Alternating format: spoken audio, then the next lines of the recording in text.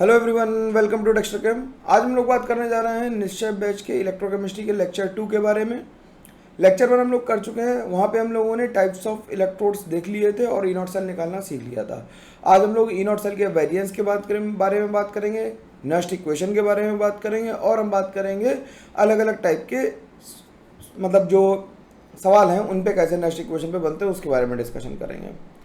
यार तुम लोग जो कह रहे हो कि एक वीडियो लाने का ज़रूरत पड़ रही है, तो मैं बिल्कुल एक कोर्स प्लानर का वीडियो जल्दी ही लेके आने वाला हूँ। मेरे को थोड़ा सा समय दे दो, 1-2 दिन का।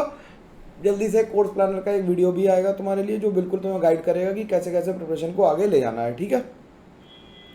और पूरा लेक्चर देखना है, बात को समझना है, क्योंकि इलेक्ट्रोकेमिस्ट्री इंपॉर्टेंट टॉपिक है और इससे काफ़ी सवाल आते हैं मेंस में और एडवांस में, और सरल सवाल आते हैं जिससे आसानी से किए जा सकते हैं, ठीक है। चैप्टर मुश्किल है, सवाल आसान आते हैं पेपर में, तो हम लोग मुश्किल को थोड़ा सा ईजी बनाने की कोशिश करेंगे, डिटेल में डिस्कशन करेंगे। और तुम जानते ही हो कि हम लोगों को जो भी कुछ अब मटेरियल मिल रहा है वो इस टाइम पे कहाँ पे, हम मटेरियल के बारे में भी, यार मटेरियल मोर देन सफिशिएंट है, कम नहीं है मटेरियल, जिससे सॉल्व हो जा रहा है, वेल एंड गुड है। और ज़रूरत हो तो फिर मेरे को कमेंट करना, मैं तुम्हें कमेंट में बताऊंगा कि कौन सी बुक्स पढ़नी। और यार एक वीडियो इस पर भी ड्यू है, तो वो भी वीडियो मैं जरूर लाऊंगा। बहुत कुछ ड्यू चल रहा है ना मेरे साथ, मैं उतना मतलब ठीक है कर रहा हूँ कोशिश, फिर भी है ना कि आ जाए जल्दी जल्दी। तो तुम्हें ये नोट्स कहाँ से मिलेंगे? हम लोगों ने dextercam.in नाम से एक वेबसाइट बनाई है। क्या हमारी, क्या तुम लोगों की सबकी वेबसाइट है अपनी, क्योंकि फ्री ऑफ कॉस्ट है, कोई इसमें पैसे नहीं लग रहे हैं, कोई रजिस्ट्रेशन नहीं करना है, बस अपने बैच पे जाना है, सेलेक्ट करना है नाम बैच का, चैप्टर पे क्लिक करना है, प्रॉब्लम लेक्चर नंबर पे क्लिक करना है, प्रॉब्लम शीट पे सब कुछ डाउनलोड हो जाएगा। और हम लोगों ने डिस्क्रिप्शन बॉक्स में डायरेक्टली लिंक दे रखा है, वहाँ से भी ये डाउनलोड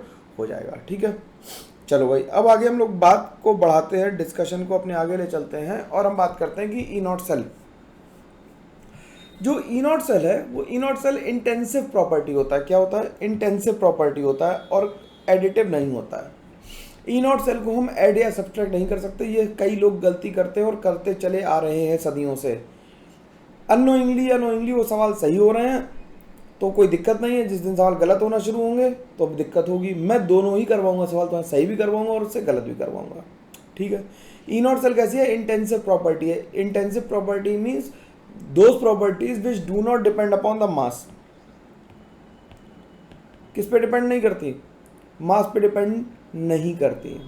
जैसे डेंसिटी, अब तुम डेंसिटी वाटर की और चाहो ऑयल की डेंसिटी मिला के ओवरऑल सोल्यूशन की डेंसिटी बना दो, तो इज इट पॉसिबल और नॉट?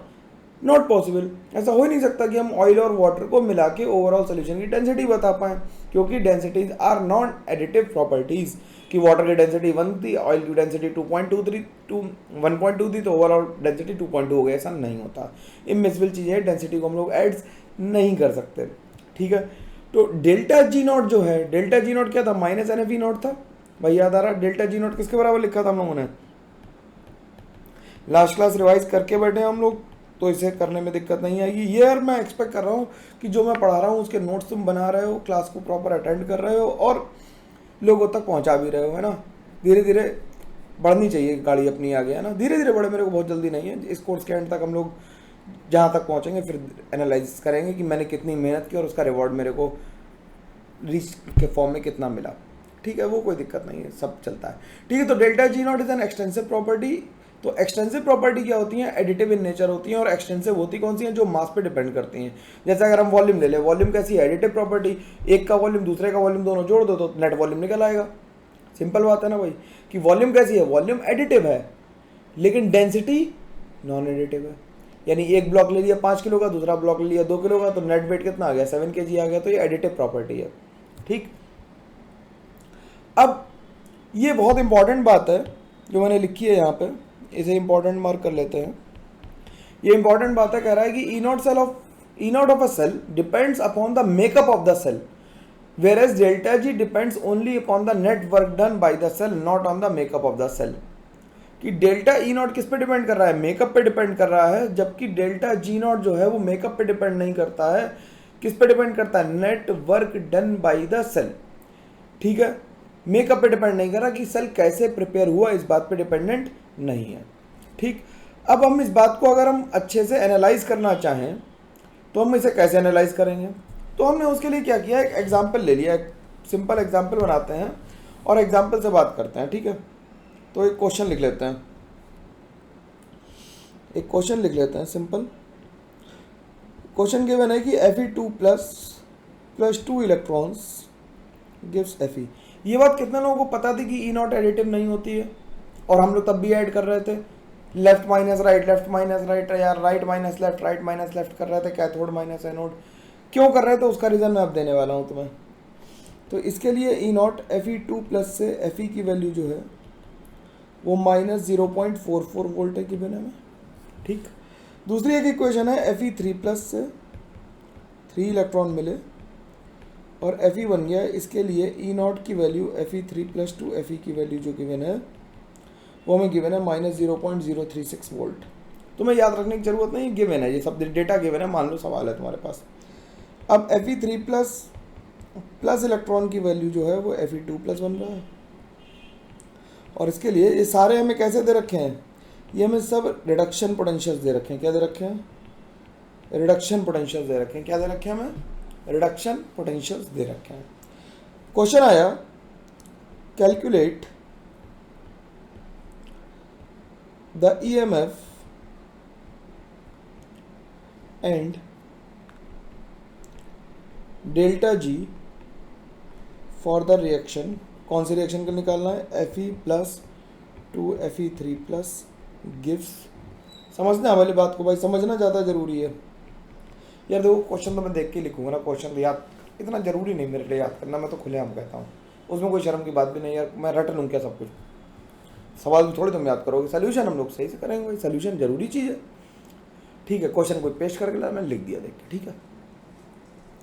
अब हमें ये इक्वेशन बनानी है, तो हम इसे नंबर दे लेते हैं 1, 2 और 3।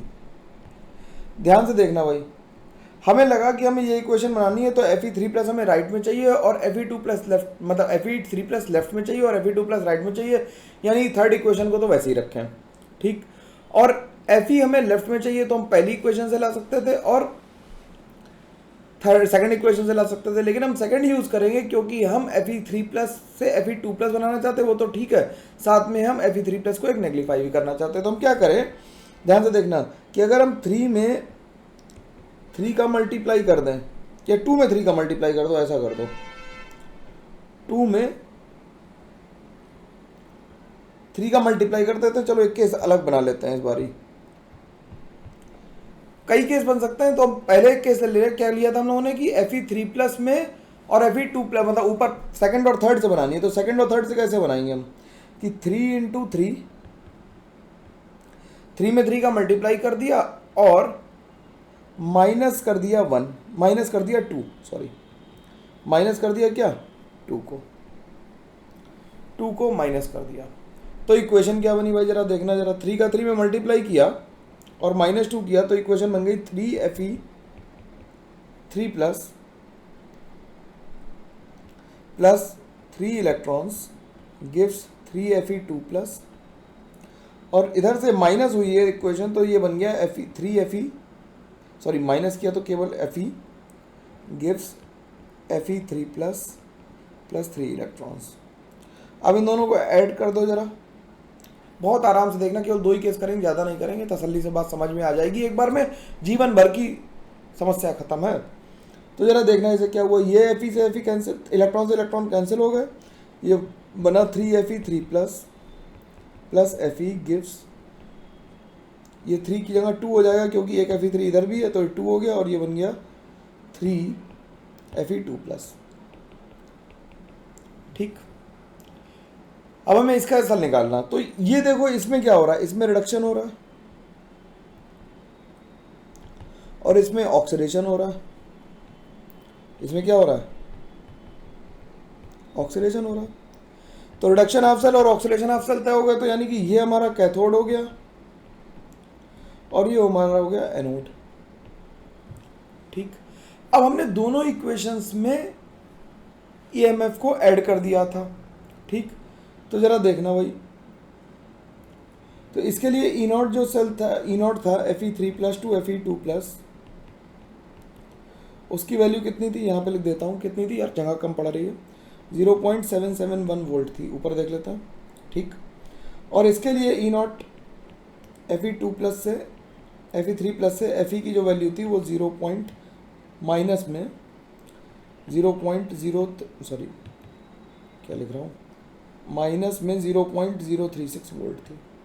ठीक, तो हमने क्या किया, हमने डेल्टा G3 नॉट लिखा, क्योंकि हमें पता है क्या कि डेल्टा G3 नॉट जो होगा वो डेल्टा G1 नॉट और डेल्टा G2 नॉट के बराबर होगा। ठीक, तो हमने delta G3 naught is equal to लिख दिया delta G1 naught plus delta G2 naught. इन दोनों इक्वेशंस के लिए देख रहे हैं। फाइनल इक्वेशन में n वेक्टर 3 है, F E3 नॉट हम निकालेंगे। हम देखो डायरेक्टली माइनस नहीं कर रहे, ई कैथोड माइनस ई एनोड, गलत आंसर आ जाएगा, ध्यान रखना। अगर ई कैथोड माइनस ई एनोड कर दिया तो आंसर गलत आ जाएगा। हमेशा डेल्टा जी को ही हम ऐड करेंगे। तो -3 into F into E3 not की वैल्यू दी है 0.771 प्लस -1 इंटू -3 इंटू 3 है 3 इंटू कितनी वैल्यू आ गई इसकी, एफ इंटू -0.036 वोल्ट। ठीक, 3 से 3 कैंसिल हो गया, माइनस से माइनस कैंसिल हो गया, सब खत्म हो गया और एफ से एफ कैंसिल हो गया। देखो भाई आसानी से हो पाया, इतनी बात तो आसानी से हो पा रही। तो E3 नॉट की वैल्यू कितनी आ गई, 3 का मल्टीप्लाई किया तो ये आ गया 3 3 7 21 और 21 और 2 23। ठीक, प्लस अच्छा 3 तो कैंसिल ही हो गया ना यार, क्या कर रहे हो, बता नहीं रहा। 3 तो कैंसिल हो गया, तो ये बचा 0.771 प्लस 0.036, तो ये आ गया 0.0807 E3 नॉट की वैल्यू आ गई। ठीक, अब तुम कहोगे सर ये तो ठीक है, बिल्कुल ठीक है, ऊपर कर देते तो भी आंसर हमारा मैच कर रहा था, क्योंकि नेट इलेक्ट्रॉन सेम थे। ठीक, अब इससे डेल्टा G3 नॉट निकाल लो। Delta G3 naught will be -3 into 0.807 F, तो ये आ जाएगा -2.421 एफ। ठीक, छोटा किया। अभी बात समझना, हमने अभी तुम्हें लग रहा होगा सर इसमें क्या फ़र्क पड़ा, है ना, कि वो तो हम वैसे ही कर देते, ई कैथोड माइनस ई एनोड करते, 1 मिनट में आंसर आ जाता, आपने बेकार में झंझट करती इतनी। ये लग रहा होगा, बिल्कुल लग रहा होगा, तो ठीक है लग रहा है। फिर आगे देखते हैं अगला केस क्या करो, एक अगला केस बनाओ। इसमें इक्वेशन बनाने का एक तरीका ये भी हो सकता है कि थर्ड इक्वेशन में 2 से मल्टीप्लाई करके 1 को माइनस कर दें। थर्ड इक्वेशन में 2 से मल्टीप्लाई करके 1 को माइनस कर दें। ठीक, तो ऐसा एक केस बना लेते हैं। देखना भाई जरा कि नेक्स्ट केस 2 हमने ले लिया क्या, कि थर्ड इक्वेशन में 2 से मल्टीप्लाई करके -1 किया। थर्ड इक्वेशन क्या थी, 2 से मल्टीप्लाई होने के बाद क्या बन गई, 2Fe3 plus 2 electrons gives 2Fe2। ठीक, अब -1 कौन सी थी, -1 में क्या लिखेंगे, Fe gives Fe2 plus 2 electrons. ठीक है, तो इसके लिए E0 जो दिया था हमें वो कितना दिया था, Fe3 प्लस से Fe2 प्लस का दिया था हमें 0.771 वोल्ट, और इसका E0 हमें दिया था Fe2 प्लस से Fe का रिडक्शन पोटेंशियली लिखेंगे तो -0.44 वोल्ट हमें गिवन था। देख लो ऊपर गिवन इतना ही था। ठीक है, इतना ही है। चलो भाई, अब इन दोनों को ऐड कर दो जरा। इन दोनों को ऐड किया तो क्या बना, Fe plus 2 Fe3 plus gives 3Fe2 plus. अब इस रिएक्शन में रिडक्शन हो रहा है तो ये कैथोड है, ठीक है ना, इसमें रिडक्शन हो रहा है तो ये क्या है, कैथोड, और ये क्या बन गया, ये बन गया एनोड। तो डेल्टा G3 हम निकालेंगे फिर से, delta G1 naught plus delta G2 not. ठीक है, फिर से लिखेंगे -2, नेट इलेक्ट्रॉन चेंज 2 का ही आ रहा है तो 2 into F into E3 naught, F into E3 naught is equal to -2 into F into E1 naught -2 into F into E2 naught. तो -2 और एफ तो कैंसिल हो गए सारे, तो E3 नॉट की वैल्यू जरा जोड़ना कितनी आ गई, 0.771 माइनस ऑफ -0.44, तो ये आ गई प्लस की 1.211। अरे ये क्या हुआ, अगर हमने दो अलग इक्वेशन चूज कर ली तो E3 नॉट बदल गया, ये तो गड़बड़ हो गई। E3 नॉट तो हमने बताया था ना मेकअप पे डिपेंड करता है, E3 नॉट किस पे डिपेंड करता है? मेकअप पे डिपेंड करता है। किस पे डिपेंड करता है? मेकअप पे डिपेंड करता है। अब इसके लिए जरा डेल्टा जी नॉट निकालना। G3 नॉट की वैल्यू कितनी आ जाएगी? -2 into F into E3 not. तो -2 इंटू एफ इंटू 1.211 यानी कि -2.42 एफ लिख दें। तो देखना जरा डेल्टा जी सेम आ गया लेकिन E3 नॉट अलग आ रहा है। तो अगर हम कोई सी भी दो इक्वेशन ले लेंगे फोर्थ इक्वेशन बनाने के लिए तो E3 की वैल्यू बदलती जाएगी, ध्यान रखना, लेकिन डेल्टा जी की वैल्यू सेम आएगी। तो तुम एक काम करना, घर पे अटेम्प्ट करके देख लेना, इसका थर्ड केस बनाना और थर्ड केस को अटेम्प्ट करके देखना कि कैसे कैसे बन सकती है। ठीक, तो हमने ये प्रूफ किया कि डेल्टा जी किस पे डिपेंड करता है? मेकअप पे डिपेंड नहीं करता, वो नेटवर्क डन पे डिपेंड करता है। मेरी बात समझ पाए हो? इसमें अंतर देखो, यहाँ पे अंतर देखने वाली बात यह है कि इसके लिए E3 नॉट की वैल्यू 1.2 आई है और पिछले वाले केस में E3 नॉट की वैल्यू 0.87 आई थी। यानी कि अलग अलग हमने मेकअप किया।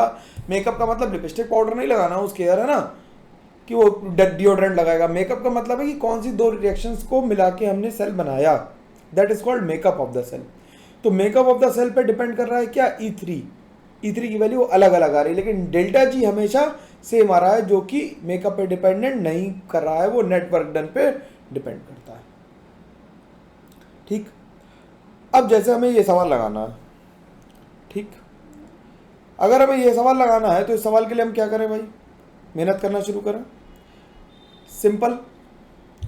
तो एक बात यहाँ पे पॉइंट बना के लिख देता हूँ मैं, कि हम यहीं पे लिख देता हूँ क्वेश्चन से पहले, जरूरी बात, इंपॉर्टेंट बात है, यहाँ पे लिख देता हूँ कि हम लोग E को प्लस माइनस तब कर सकते हैं जब हमारा n फैक्टर सेम हो। We can directly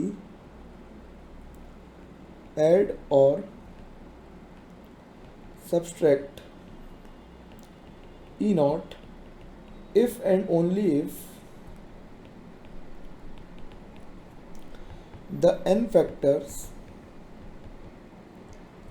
in the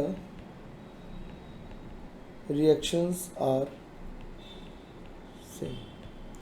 अगर n फैक्टर चेंज हो गया तो ये काम नहीं कर पाओगे। ठीक, जैसे अगला क्वेश्चन आप देखें और मजा लें क्वेश्चन का। देखते हैं भाई, हमने क्या किया? हमने लिया copper 2 plus 2 electron gives copper, इसका E1 नॉट हमें दिया था, और copper 2 plus electron gives copper plus, इसका E2 नॉट दिया था, और हमें EMF निकालना था इस इक्वेशन का। तो हमने कहा यार इसमें तो कोई दिक्कत की बात ही नहीं है, क्या कर दें, सीधे 1 में से 2 को माइनस कर दो, 1 में से 2 को माइनस कर दो, एक बार में आंसर आ जाएगा। तो हमने ई सेल भी ऐसे ही लिख दिया। ई नॉट सेल किसके बराबर आ गया? 1 कितना था? 0.337। भाई एक बार कमेंट करके जरूर बताना ये मिस्टेक कौन कौन करता था। अगर कुछ सही नहीं हो रहा था तो फिर पढ़ाने का कोई फायदा ही नहीं है। तो हमने इसे निकाला और इसका आंसर हमने बिल्कुल मजे में लिख दिया, 0.184 वोल्ट आ रहा, और हम खुशी खुशी गलत करके आ गए और -1 मिल गया हमें यहाँ पर। ये नहीं कर सकते, क्यों? क्योंकि ऊपर वाली रिएक्शन में n फैक्टर 2 है और नीचे वाली रिएक्शन में n फैक्टर 1 है। ये तभी कर सकते हैं जब हम दोनों के n फैक्टर सेम हो। ठीक है, बात समझ में आ रही है? इसीलिए नेक्स्ट इक्वेशन या तुमने जो भी सवाल लगाए थे, बाई चांस ऐसे सवाल आ रहे थे जिसमें n फैक्टर सबका सेम आ रहा था, यही ऐसा नहीं पूछेगा। ठीक, अब क्या हुआ? तो हमें क्या करना पड़ेगा? डेल्टा G3 नॉट की वैल्यू निकालनी पड़ेगी, that will be equal to delta G1 naught minus delta G2 naught. Simple बात है। तो डेल्टा G3 नॉट के लिए n फैक्टर है 1 into F into E3 naught, E naught cell लिखा है इसे, is equal to delta G1 naught के लिए n फैक्टर 2 है और इसकी वैल्यू है 0.337 माइनस, ऊपर लिखी हुई यहीं से लिख दे रहा हूँ, -1 इंटू एफ इंटू इसकी वैल्यू है 0.153। ठीक, ठीक है, इसमें कोई दिक्कत नहीं। तो नेगेटिव से नेगेटिव कैंसिल हो गए सारे और एफ से एफ कैंसिल हो गए सारे।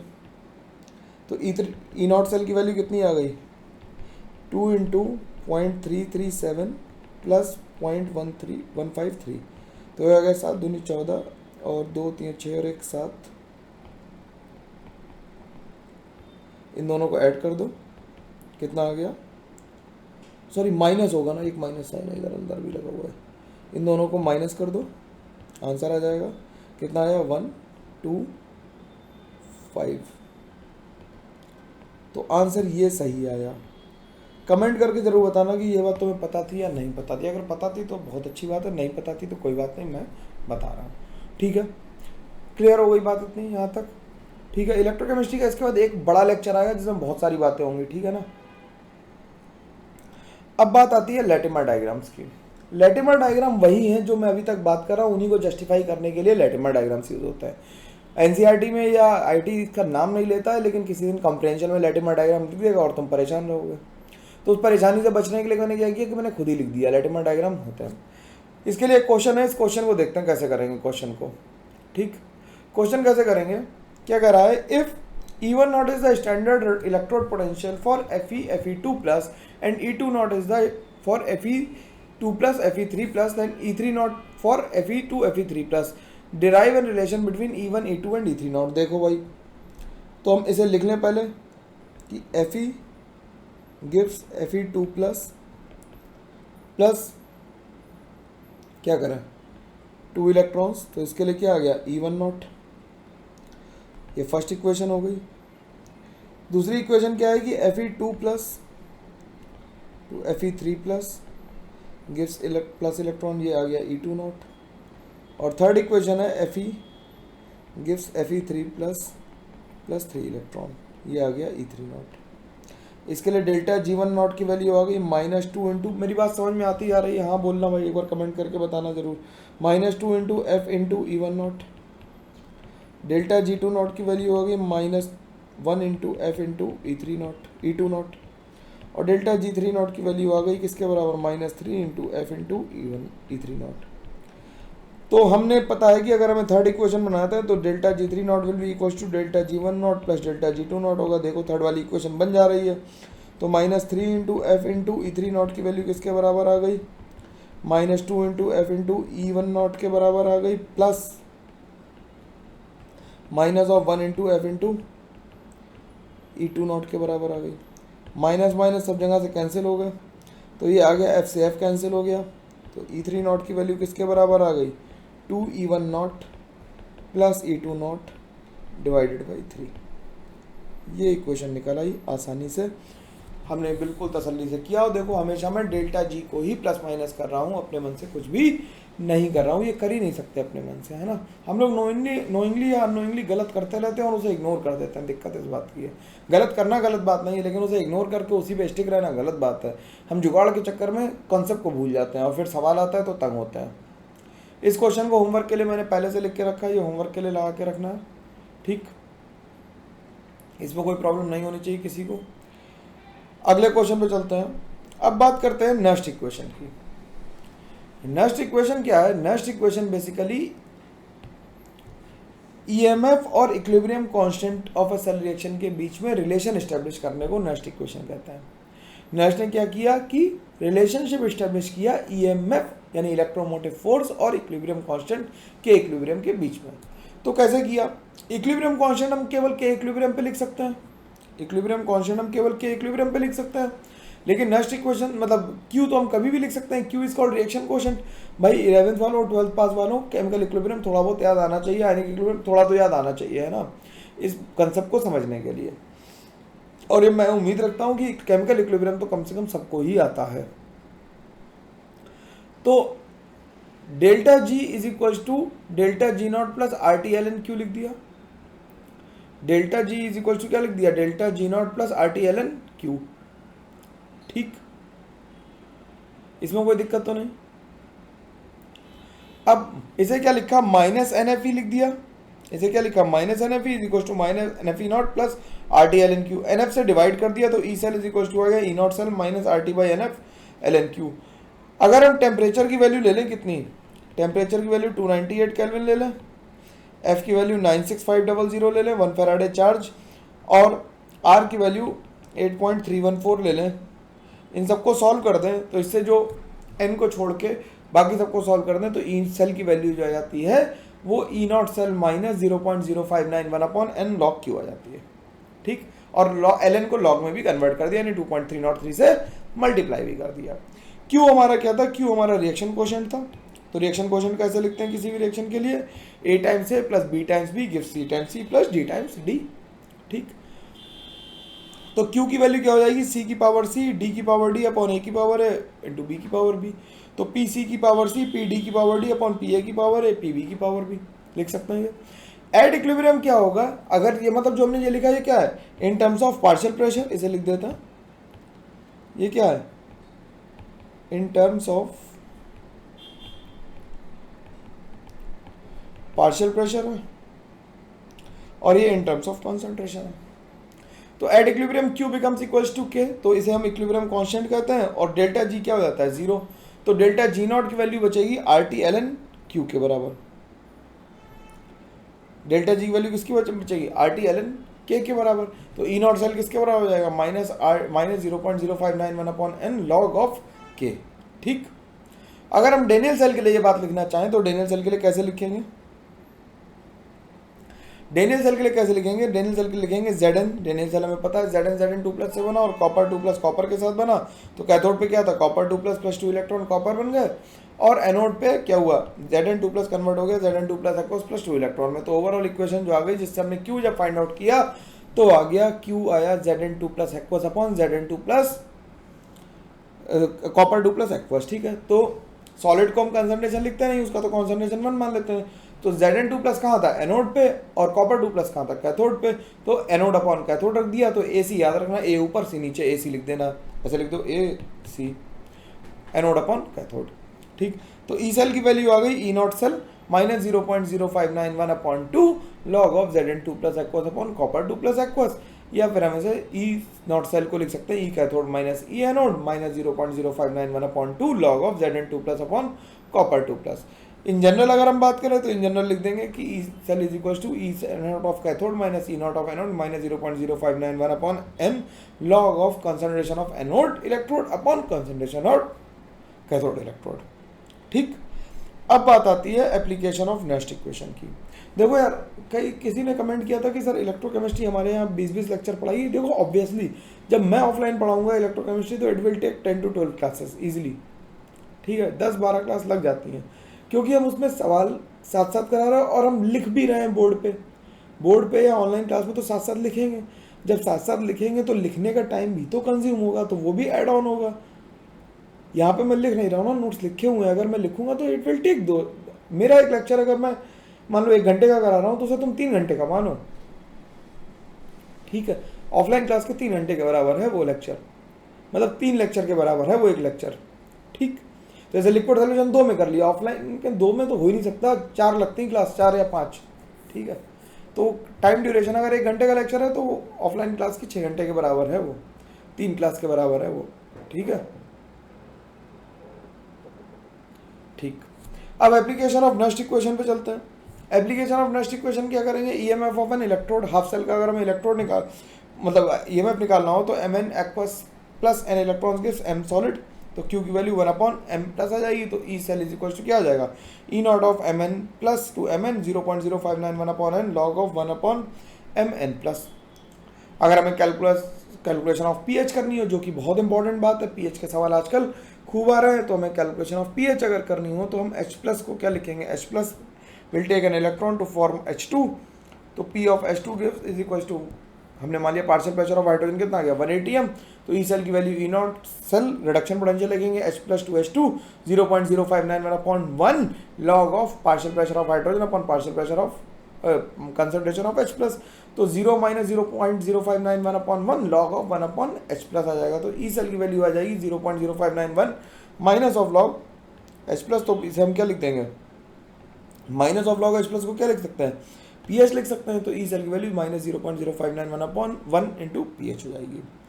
अब बात करते हैं temperature dependence of EMF of the cell.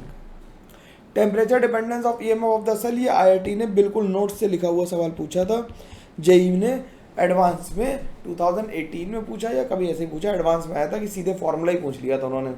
तो delta G is equal to होता है delta H minus T delta S. तो डेल्टा एस जो होता है वो माइनस डेल्टा जी और डेल्टा टी एट कॉन्स्टेंट भी होता है। जब थर्मोडायनेमिक्स में पढ़ाऊंगा तब ये बताऊंगा कि ये फॉर्मूला कहाँ से आया, इसका डेरिवेशन, मतलब इसे फॉर्मूला बता दूंगा ये कहाँ से आया, फॉर्मूले की तरह। अभी तो फिलहाल इसे याद रखते हैं, लेकिन थर्मोडायनेमिक्स में मैं कराऊंगा, मैं पक्का प्रॉमिस है। तो डेल्टा जी की वैल्यू हमने लिख दी, delta G is equal to delta H minus, तो माइनस माइनस प्लस होगा टी, और डेल्टा एस लिख दिया। फिर delta G equal to N F E cell होता है तो एन एफ ई रख दिया दोनों जगह, एन एफ बाहर आ गया, ठीक। तो del over del delta E over del T आ गया। फिर हमने इसे कांस्टेंट प्रेशर पे निकाला तो हमारी वैल्यू आ गई E cell upon T plus delta H upon n F T. ये फॉर्मूला हम बिल्कुल याद रखेंगे, आईआईटी ने एडवांस में पूछा इसीलिए इंपॉर्टेंट लिख रखा है, इस बात को ध्यान रखना है, ठीक है। इसमें कैच पॉइंट क्या था, कैच पॉइंट ये हमें पता है स्पॉन्टेनिटी के लिए जरूरी है, और ये बस एक बात था कि डेल्टा एस को हम डेल्टा जी के फॉर्म में भी लिख सकते हैं, minus D delta G by delta T, ठीक है। तो ये आंसर यहां से आ जाएगा। अब बात आती है use of next equation in determining the KSP of sparingly soluble salt. Use of delta G for in determining KSP of an sparingly soluble salt. अब स्पेरिंगली सॉल्युबल सॉल्ट का अगर हमें केएसपी निकालना हो तो हम कैसे निकालेंगे, ठीक। स्पेरिंगली का मतलब होता है पार्शियली सॉल्युबल। स्पेरिंगली का मतलब क्या है, पार्शियली सॉल्युबल है, ये बात ध्यान रखेंगे कि स्पेरिंगली का मतलब पार्शियली सॉल्युबल है। तो उसे जो फाइनल फार्मूला आता है, मैंने पहले फार्मूला लिख दिया है, जो हमने सॉल्ट ले लिया वो AgCl ले लिया, तुम PbCl2 ले सकते हो, कुछ भी ले सकते हो, वॉट एवर यू विश, लेकिन अभी हमने सिंपली डिराइव करने के पर्पज से AgCl लिया है, बाकी हम कुछ भी चूज कर सकते हैं, इट्स आर विल। तो E naught cell is equal to E naught of Cl minus AgCl और Ag, इसे पढ़ते हैं Cl माइनस AgCl Ag। ये मेटल इनसॉल्युबल सॉल्ट इलेक्ट्रोड है, क्या है,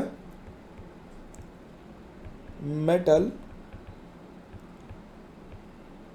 insoluble salt electrode, metal insoluble salt electrode है, ठीक। और लॉग KSP है, KSP is called ionic product of salt. ये सॉल्युबिलिटी प्रोडक्ट लिख देते हैं, KSP को आयनिक प्रोडक्ट तो क्यों होता है, इसे लिख देते हैं सॉल्युबिलिटी प्रोडक्ट, ठीक है।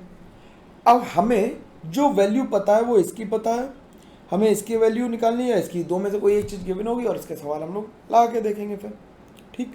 अब कैसे करेंगे इसे, तो हमने क्या किया, ये डिब्बे ले लिए, दो आइडेंटिकल लेने थे, इसलिए हमने क्या किया कि बिल्कुल इसे कॉपी कर लेते हैं, बाद में करेंगे कॉपी, रुक जाओ। अच्छा,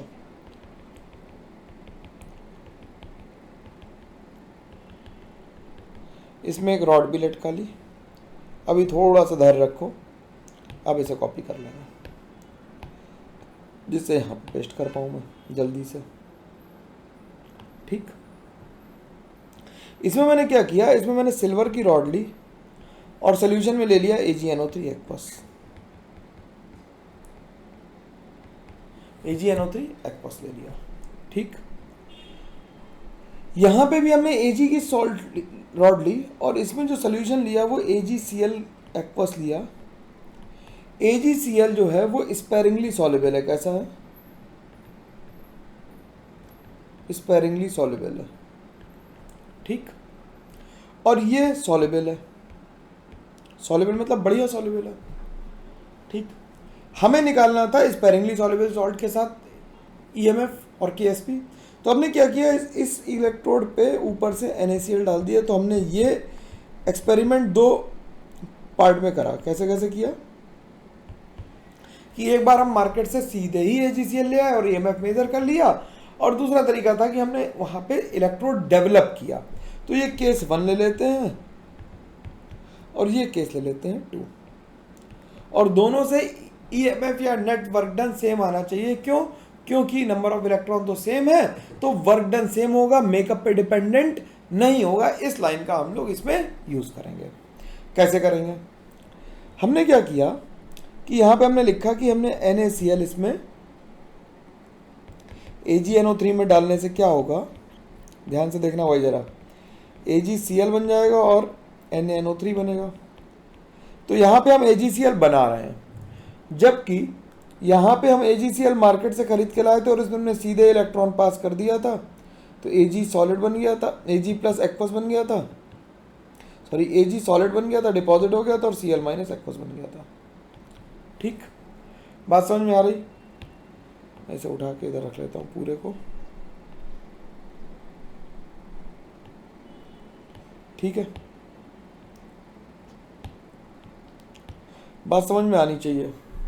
ठीक, तो इसमें क्या हुआ कि अगर हम ये सेल लेंगे तो इसमें Ag प्लस का रिडक्शन होगा Ag में, और इसमें AgCl से Ag आएगा, यानी कि किस में तेजी से आ पाएगा Ag, ये बताओ। Ag प्लस में जहाँ पे फ्री स्टेट में Ag है वहाँ से Ag आना ज़्यादा आसान काम है with respect to combined form. ये तो समझ में आती है भाई, अगर तुम अकेले घूम रहे हो तुम्हें उठाना आसान काम है, लेकिन अगर तुम किसी के साथ पेयर्ड हो तो तुम्हें उठाना मुश्किल काम है। ये तो तुम समझते हो बात को। तो हम केस 1 के लिए डेराइव करना शुरू करते हैं। केस 1 के लिए हम डेराइव करना शुरू करते हैं। हमने क्या किया है कि हमने AgCl प्रिपेयर किया है, पहले से हमारे पास नहीं था। AgCl हमने प्रिपेयर किया है। जब AgCl प्रिपेयर किया है तो Ag plus aqueous plus electron gives Ag solid. अगर हम इसके लिए E0 सेल लिखेंगे, E0 सेल लिखेंगे तो E0 सेल किसके बराबर हो जाएगा, will be E0 of E cell will be equal to E0 cell, यानी Ag प्लस से Ag माइनस 0.0591 अपॉन 1, एक इलेक्ट्रॉन है, log of 1 upon Ag plus के बराबर हो जाएगा ये। ठीक, अब हमने क्या किया, नाउ वी हैव एडेड, अब हमने क्या किया, एक्सेस ऑफ NaCl, और एक्सेस ऑफ NaCl ने क्या किया कि AgCl बना दिया। अच्छा, AgCl जब पानी में टूटेगा, नीचे लिख देते हैं नेक्स्ट पेज पे, है ना, नीचे लिख देते हैं कि AgCl जब ब्रेक होगा तो हम जानते हैं कि Ag प्लस एक्वस बनाएगा और Cl माइनस बनाएगा, लेकिन इसकी जो सॉलिबिलिटी आएगी वो S और S आएगी, तो Ksp की वैल्यू जो आएगी वो कॉन्सेंट्रेशन ऑफ Ag प्लस या और Cl माइनस के मल्टीप्लिकेशन के बराबर आएगी, यानी कि S इंटू एस यानी S स्क्वायर के बराबर आएगी।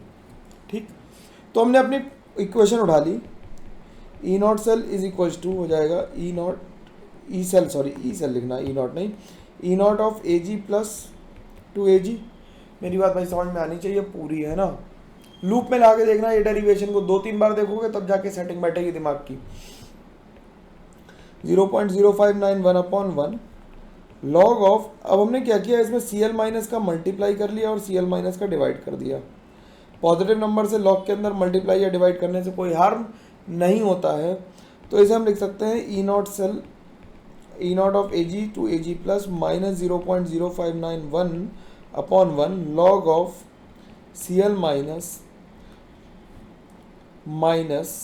माइनस प्लस हो जाएगा 0.0591 अपॉन 1 लॉग ऑफ AgCl और Ag मिलके Ksp बन जाएंगे, तो हम इसे Ksp लिख दें, माइनस साइन को ऊपर लेगा, तो ये हमारी एक पहली इक्वेशन आ गई कि E सेल ऐसे बना। ये हमारी पहली इक्वेशन आ गई, बन के तैयार हो गई, इसमें कोई किसी को प्रॉब्लम नहीं होनी चाहिए। केस 2 क्या कह रहा था, केस 2 कह रहा था कि अब हम सीधे क्या करेंगे कि AgCl के एक्वस सोल्यूशन को ही हम इलेक्ट्रॉन देंगे और इससे Ag सॉलिड बनाएंगे और Cl माइनस एक्वस बनाएंगे। तो इसके लिए E सेल क्या लिखेंगे, इसके लिए जो E सेल होगा वो E0 of Cl minus AgCl Cl होगा, Cl माइनस AgCl Ag होगा। क्यों, क्योंकि अब ये Ag प्लस AgNO3 से आके AgCl से आ रहा है। स्पेरिंगली सॉल्युबल सॉल्ट इलेक्ट्रोड हो गया minus 0.0591 upon 1 log of only Cl minus.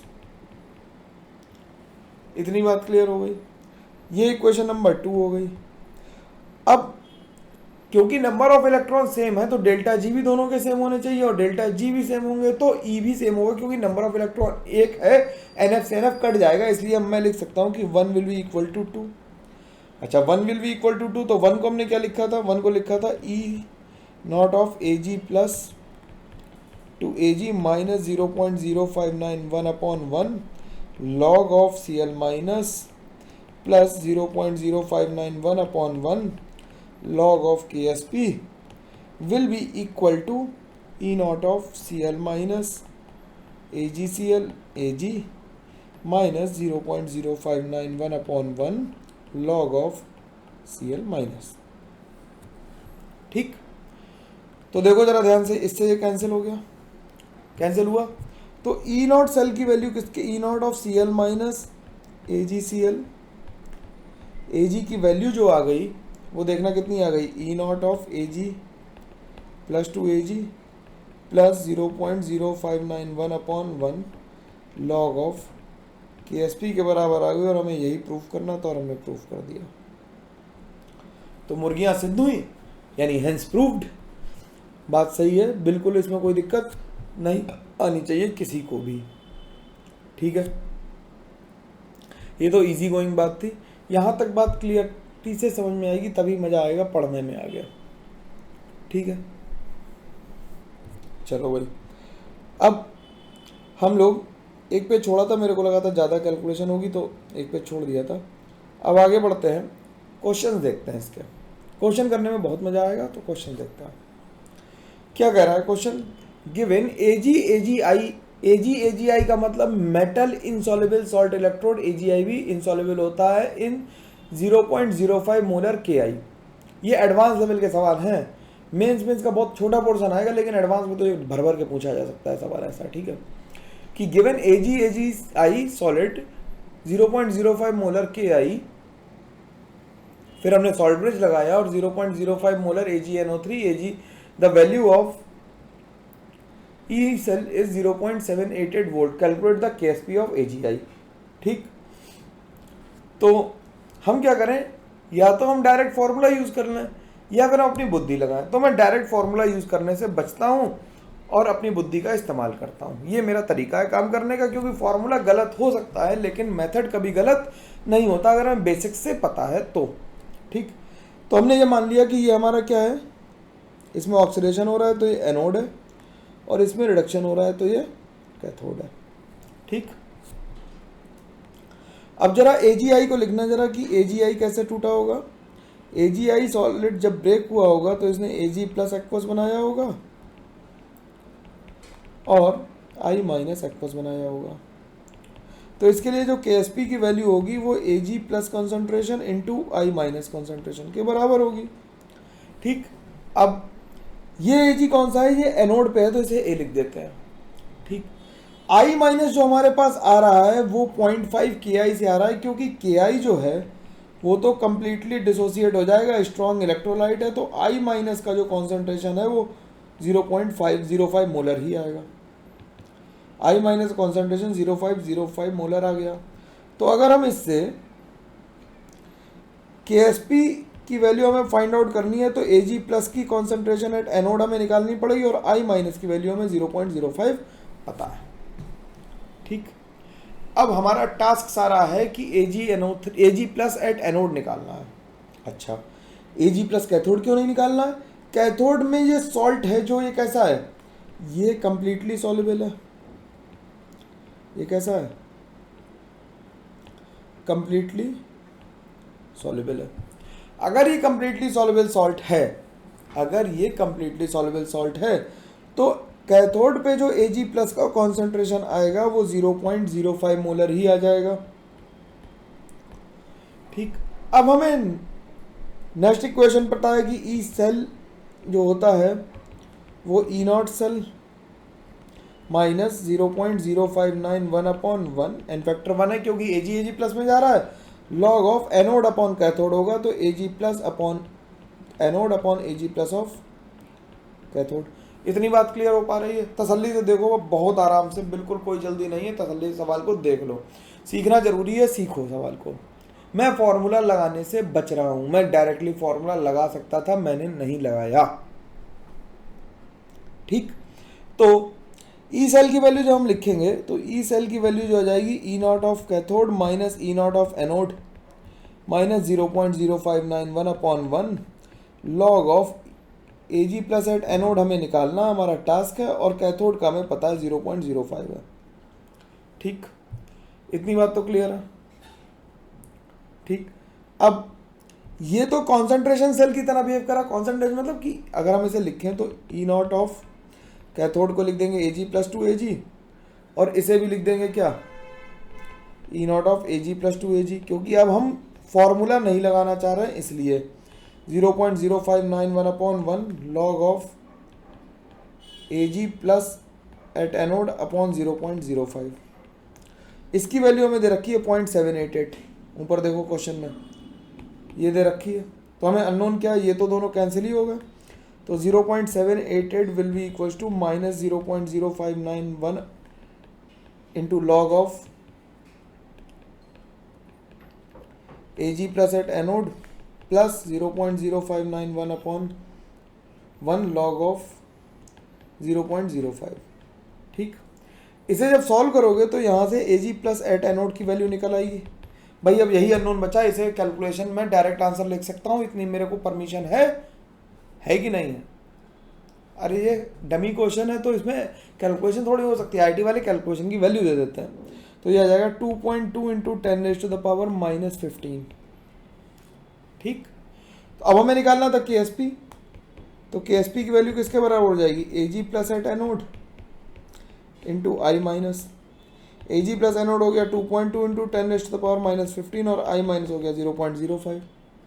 तो ये आ गया 1.1 इंटू 10⁻⁻16 मोलर स्क्वायर। ये आ गया हमारा KSP। समझ में आया, डायरेक्ट फॉर्मूला नहीं यूज करा मैंने, सवाल को लगा के दिखाया। ठीक, अगला क्वेश्चन पे चलता है। अगला क्वेश्चन करके दिखाऊं या होमवर्क के लिए दे दूं? मेरे को लग रहा है होमवर्क के लिए दे दूं, तुम इसका आंसर निकालोगे तो ज़्यादा ठीक रहेगा, या मैं ही कर दूं? मैं ही कर दूं, बोलो जल्दी। होमवर्क के लिए देते हैं, नहीं लगे तो कमेंट करना, मैं नेक्स्ट क्लास में लगा दूंगा इसे भी। ठीक, तो इलेक्ट्रोकेमिस्ट्री की इसके बाद नेक्स्ट इक्वेशन खत्म होने के बाद इलेक्ट्रोकेमिस्ट्री की अब थ्योरेटिकल वाले पोर्शन बचा है, जिसे मैं थोड़ा सा तेज करूंगा।